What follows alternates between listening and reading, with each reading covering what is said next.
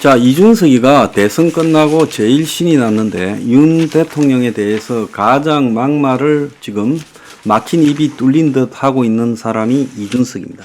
이준석이는 당선되고 난 뒤에 언론 인터뷰에 가서 다음 대선까지 3년이 안 걸릴 수도 있다라고 말했어요. 자기 대선에 출마하냐고 기자가 물으니까 윤 대통령이 여소야대 상황에서 전국을 이끌어 나갈 능력이 없다. 본인이 개헌든 어떤 돌파구를 시도하느냐에 따라 정치 일정이 달라질 수 있다라고 말하면서 윤 정권의 지속 가능성에 대해 의문을 제기했어요. 그래서 반윤의 대표 주자로 이재명과 조국에 앞서서 윤 정권을 때리겠다라고 말을 했습니다. 그래서 개혁신당 세석은 야당이라고 봐야지 온건 여건이라고 봐서는 안 된다는 거예요. 그래서 이준석이가 윤을 향해서 민심을 준엄하게 받들지 않으면 회초리가 아니라 몽둥이가 갈 거라고 말을 했어요.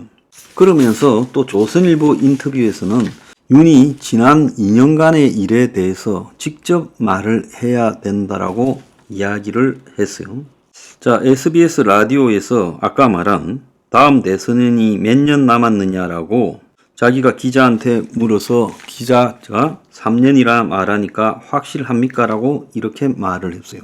이 이준석이가 윤 정권에 대한 강공을 갖다가 지금 예고하고 있는데 여당이 이렇게 패하는 경우가 흔치 않고 윤의 국정 스타일 변화가 요구된다라고 상식적인 수준에서 말을 하는 듯 하다가 자기를 통제하지 못하고 말이 굉장히 험해지고 있어요.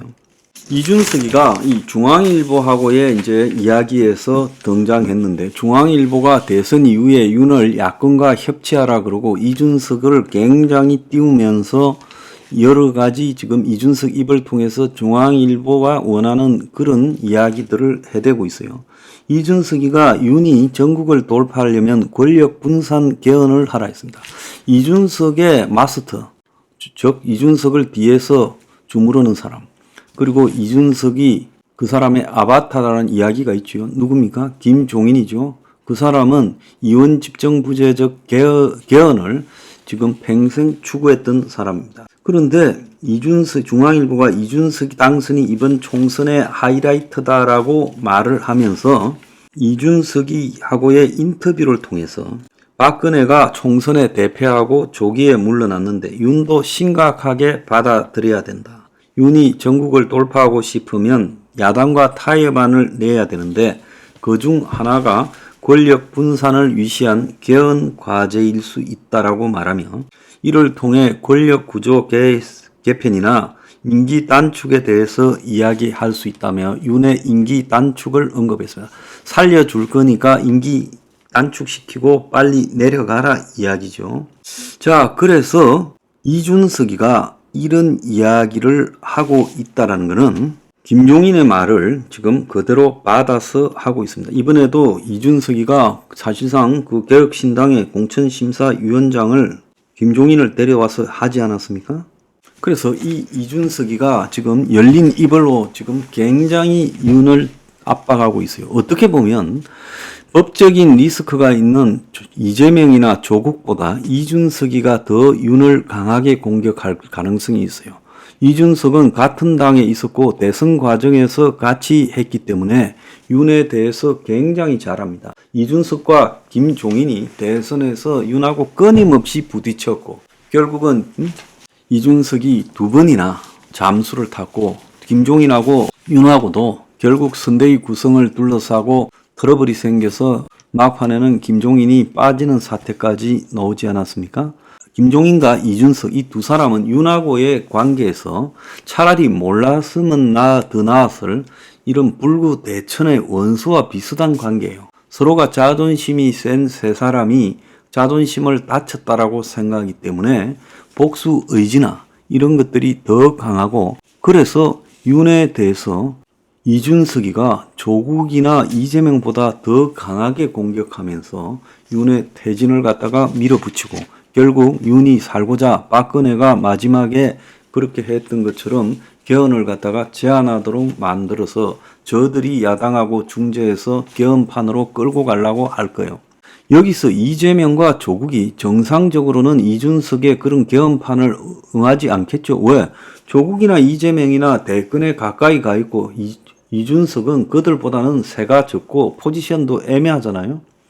그런 상황에서 조국이나 이재명이가 분명히 거부하겠지만 여기서 이제 또 중요한 부분은 이 조국하고 이재명이가 사법 리스크에 코가 끼어 있기 때문에 이 사법 리스크 부분을 갖다가 드는 부분에서 모종의 개헌하고 연결시킬 수가 있을 것이다라고 김종인과 이준석은 판단할 가능성이 높다는 겁니다.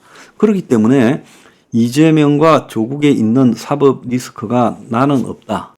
그래서 나는 당이 세가 3석밖에 안 되지만은 윤에 대한 공격이나 국민의힘 내부는 너무나 잘 알기 때문에 어느 시점에서 이준석이는 국민의힘으로 복귀를 시도할 건데 그 복귀 타이밍은 윤이 힘이 빠져서 여권에서 그야말로 탈당을 하고 여권도 윤을 공격하는 타이밍에 복귀를 할 거라고 봅니다. 그래가지고 이준석은 지금 사실상 자기 대선에 대한 대안이 없는 국민의힘, 다음번에 대선 될 만한 사람이 없죠. 홍준표가 후보 나가던 지난 2017년하고 비슷한 상황이에요. 자, 황교안이가 무기력하던 그 상황하고도 비슷해요. 그래서 황교안이가 물밑 교류를 했는지 개헌을 갖다가 총선 이겨서 하겠다라는 헛소리를 했다가 우리한테 박살이 나지 않았습니까? 그러니까 오히려 개헌안을 던지기에는 이 큰 세력이 필요한데 거기는 국민의힘이 더 유리하다라고 보고 국민의힘으로 이준석이가 복귀를 하고 국민의힘을 이끌고 총체적으로 개헌을 시도할 거고 그 과정에서 이재명과 조국의 사법 리스크와 코너에 몰려서 탄핵 위기에 몰린 윤 이런 사이에 역학관계를 조정해서 그렇게 해보겠다는 거예요. 자, 이준석은 김종인의 가스라이팅 같은 상황에 빠져 있다고 봅니다. 그래서 유승민을 버리고 이번에 독자적으로 창당을 했고 김종인 때문에 이낙연과 싸웠고 이낙연 일파와 헤어지고 결국은 자기가 원내 진입을 하고 세석을 얻게 됐죠. 그래서 이준석은 나름 성공했다고 생각을 할 거예요. 이낙연과 헤어지고 만약에 둘이가 헤어지지 않았으면 한 8, 9% 나오고 비례대표 당선자가 더 많았을 수 있죠. 그런데 김종인 문제 때문에 이준석은 그러지 않았습니다. 그러니까 지금 이준석의 윤에 대한 이 공격 그 배후에는 김종인이 있고 그들이 생각하는 것은 개헌이라는 거예요. 그리고 국민의힘으로 이준석이가 복귀하려고 해서 국민의힘을 바탕 삼아서 개헌을 주장하게 만들 거다 이렇게 보고 있습니다.